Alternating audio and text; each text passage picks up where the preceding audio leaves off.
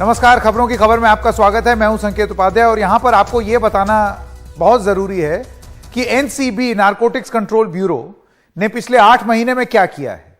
और अगर एक लाइन में समझाना हो कि उन्होंने 8 महीने में क्या किया है तो आप ये देख लीजिए जो लिखा हुआ है, फ्रॉम ठोस सबूत टू नो सबूत। ठोस सबूत से नो सबूत तक का सफर जो ये नारकोटिक्स कंट्रोल ब्यूरो ने महज 8 महीने में कवर किया आर्यन खान मामले में, ये कैसे जस्टिफाई किया जा सकता है। जो डीजी हैं एसएन प्रधान, उनका यह कहना हमसे गलती हुई है और इसमें कोई शर्म नहीं है मानने में कि गलत जांच की है हम लोगों ने और कार्रवाई होगी। आइए आपको बताते हैं देन एंड नाउ, तब क्या था और अब क्या है। तो आर्यन खान के पास ड्रग्स मिले, ये एनसीबी ने तब क्या कहा था वो आपको बताते हैं। आर्यन खान के पास ड्रग्स भले ही नहीं मिली लेकिन वो पेडलर के संपर्क में था। एनसीबी ने अब क्या कहा है ये आपके स्क्रीन पर है, आर्यन खान के खिलाफ कोई सबूत ही नहीं मिला है, मतलब ना पेडलर और ना ही ड्रग्स। तब एनसीबी ने कहा था कि इसके पीछे एक बड़ी साजिश और बड़ी गैंग है, मतलब वो एक अंतरराष्ट्रीय ड्रग रैकेट और सिंडिकेट का हिस्सा है, बड़ी गैंग। आज एनसीबी कहती है कि व्हाट्सएप चैट के आधार पर आर्यन खान को चार्जशीट नहीं कर सकते 8 महीने में।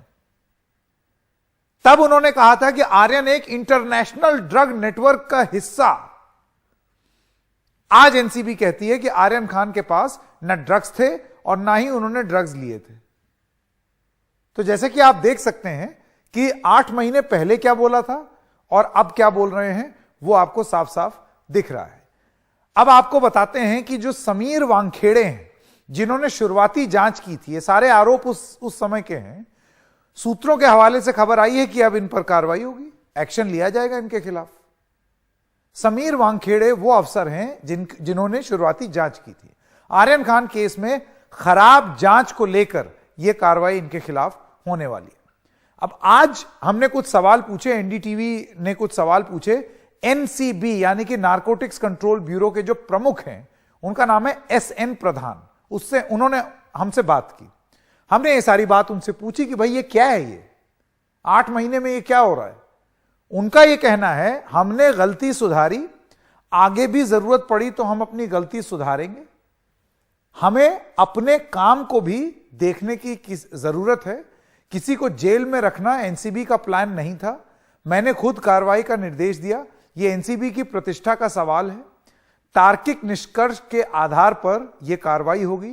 मैंने, और यह सबसे जरूरी बात उन्होंने जो बोली, मैंने निर्देश दिया है कि छुटभैया ड्रग पेडलर्स के पीछे आप ना भागें। ये जो 1 ग्राम 2 ग्राम 5 ग्राम 50 ग्राम का संग्राम कर रहे हैं वो बंद कर दीजिए, ऐसा कहना है एसएन प्रधान का। वो कहते हैं हमारा काम राष्ट्रीय सुरक्षा के लिए खतरा बन रहे सिंडिकेट पर कार्रवाई करना है। ये जो छोटे केस हैं ये राज्य पुलिस को ट्रांसफर कर देना चाहिए, हमको नहीं पढ़ना चाहिए इसमें। तो क्या इसका मतलब यह है कि एनसीबी के कुछ अफसर, मैं नहीं जानता हूं कि यह राजनीतिक संरक्षण के तहत हो रहा था या वो अपने आप से कर रहे थे कि कोई राजनीतिक आका जो है बड़ा प्रसन्न हो जाए मेरी इस कृत्य से।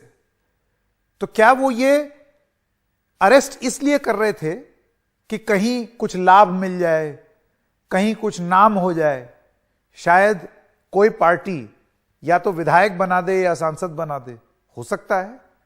आज की स्थिति यह है कि ठोस सबूत से नो सबूत का सफर तय किया है इस एजेंसी ने। डीजीपी विक्रम सिंह, आप पूर्व डीजीपी हैं उत्तर प्रदेश के, हमारे साथ जुड़ रहे हैं। उमाकांत मिश्रा, पूर्व असिस्टेंट डायरेक्टर एनसीबी, भी हमारे साथ जुड़ेंगे।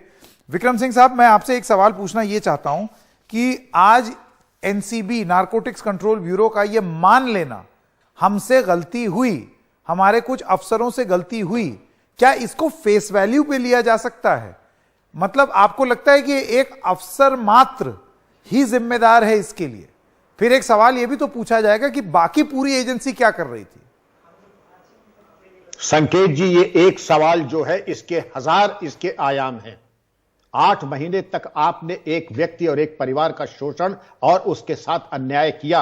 अब आप कह रहे हैं कि हमसे गलती हो गई थी, ये कह देना तो बड़ा आसान है, लेकिन 8 महीने तक आप जो थे और उनके जो अधिकारी गण सुपरवाइज कर रहे थे, सुपरवाइजरी ऑफिसर थे, वो क्या कर रहे थे। समीर वानखेड़े ऐसा लग रहा था एनसीबी के सुपर डायरेक्टर हैं और उनकी भाव भंगिमा और उनके आचार विचार व्यवहार और जो आरोप थे, आपने ये कह दिया हम करेंगे। अगर आपकी बातों में गंभीरता होती संकेत जी, तो हंटर की चोट की तरह आप कहते हमने समीर वानखेड़े को सस्पेंड कर दिया है, हमने इनकी अनैतिक और अन्य जो आरोप थे उसकी जांच सीबीआई को सुपुर्द कर दी है, हमने डिपार्टमेंटल एक्शन 90 दिन में पूरा करने का संकल्प नहीं दिया है। जितनी ढुलमुल आर्यन खान की विवेचना थी उससे चौगुनी ढुलमुल जो इनकी जो नीति है और दिशा निर्देश है और जो रोड मैप दिया है वो उससे भी ज्यादा ढुलमुल और बिल्कुल ही लचर अपंग है। बेहतर होता संकेत जी, हम लोग पहले करते थे, अगर कोई इस तरह की विवेचना आती थी तो कहते थे बैड इन्वेस्टिगेशन, और अगर प्रोसिक्यूशन में गड़बड़ी थी versus prosecution, both should be place under suspension, दोनों का निलंबन हो, दोनों के खिलाफ कार्रवाई हो। और यहां तक कार्रवाई होती थी संकेत जी कि सेवा मुक्त और डिसमिसल तक हो जाता था अगर भ्रष्टाचार का पुट हो या किसी तरह की नाटकीयता का पुट, जिसका कि संकेत आपने दिया। अगर नाटकीयता का या ड्रामेबाजी का या कहीं अपने को महिमा मंडित करने का था और फ्लैशी कपड़े पहन करके जा करके आपने बरामदगी भी की क्रूज पे, आपने तथाकथित इंडिपेंडेंट विटनेसेस तैयार किए, बाद में जो हुआ वो किसी से छुपा नहीं है, मीडिया ट्रायल कराया और आज आप कह रहे हैं कि हमसे गलती हो गई। बड़ी भारी और महंगी गलती हुई है, आपने पूरे एनसीबी की प्रतिष्ठा दांव पे लगा दी और उसकी सत्यनिष्ठा और उसकी क्रेडिबिलिटी सबको दांव पे लगाने के बाद सब कुछ लुटा के होश में आए तो क्या किया। अब ये आपका कहना सही है, लेकिन अब एनसीबी के जो नए डायरेक्टर जनरल हैं, अब देखिए फेस वैल्यू पे मैं ले रहा हूं जो वो बोल रहे हैं, उनका ये कहना है कि एनसीबी के सारे अधिकारियों को ये निर्देशित किया गया है कि ये छुटभैया ड्रग पेडलर्स, मतलब ये कुछ कुछ ग्राम की लड़ाई करने की जरूरत नहीं है, जिसको हम कहते हैं कुछ ग्राम का संग्राम, वो एनसीबी को करने की जरूरत नहीं है। ये उनका मैंडेट भी नहीं था। आपको लगता है एनसीबी अपना मैंडेट भूल गया था?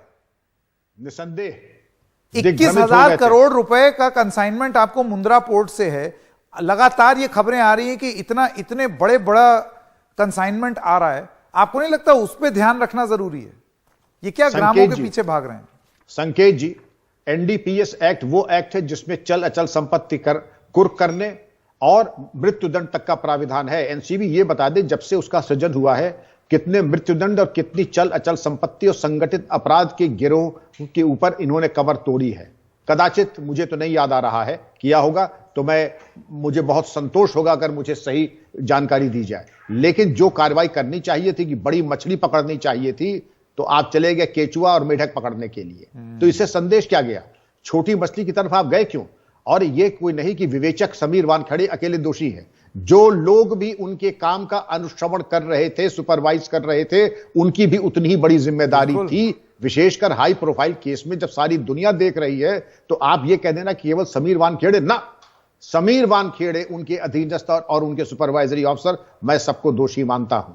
वर्तमान प्रधान साहब ने बिल्कुल सही दिशा निर्देश दिया है, लेकिन मैं संतुष्ट होता कि आप नए आए हैं। आपके हंटर की चोट पूरे विभाग में जानी चाहिए। पहले निलंबित कीजिए, टाइम बाउंड इंक्वायरी कीजिए और 1-2 मैटर सीबीआई को रेफर कर दीजिए। बिल्कुल। डीजीपी विक्रम सिंह, आपका बहुत बहुत धन्यवाद हमारे साथ जुड़ने के लिए। कू ऐप पर भी कुछ सवाल हैं, आइए वो देखते हैं। यशवी लिखते हैं कि वे जिस यातना से गुजरे हैं उसकी कीमत कौन चुकाएगा? मेरे ख्याल आर्यन खान की बात कर रहे हैं। डॉक्टर सुभाष शर्मा लिखते हैं कि क्या जांच एजेंसी की कोई जिम्मेदारी नहीं है, मनमाने ढंग से किसी को भी अपराधी बना देती है? ये दोनों बड़ी ऑब्वियस सी बात है। और अब ये सवाल नारकोटिक्स कंट्रोल ब्यूरो से पूछे जाएंगे।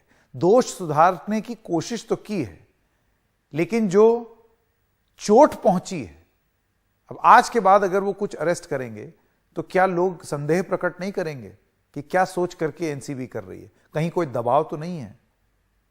मंशा, मोटिव, इस पर सवाल उठेंगे। एक छोटे से ब्रेक के लिए रुक रहे हैं। ब्रेक के बाद आपको सुनाएंगे एनसीबी के जो डायरेक्टर जनरल हैं एसएन प्रधान, उनसे हमारी खास बातचीत।